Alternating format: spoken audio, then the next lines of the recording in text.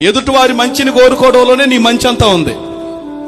ఎదుటివారి క్షేమం కోరుకోవడంలోనే నీ క్షేమం అంతా ఉంది. నిన్ను నాలుగు మాటలు ఆమెకి నీకు ఆయనకి నీకు పడకుండా నాలుగు మాటలు వాగ్యం జరగగానే ఎక్కడికి పోతావు, రేపు నువ్వు చేత అయినట్టు వచ్చిందే వార్త అన్నావు అనుకో, నీ ఇంట్లో మొదలైద్ది.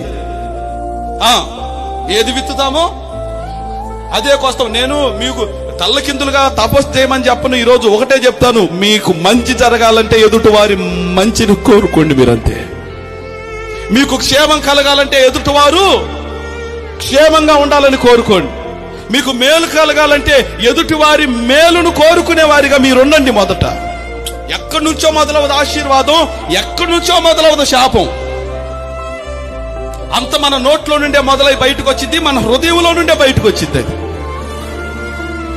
హృదయం నిండిన దాన్ని బట్టి నోరు మాట్లాడుతూ ఉంటుంది. ఆ నోట్లో నుంచి వచ్చేటువంటి మాట మొదట నీ ఇంట్లో పడి ప్రయాణం చేసిద్దని నేను జ్ఞాపకం చేస్తున్నాను.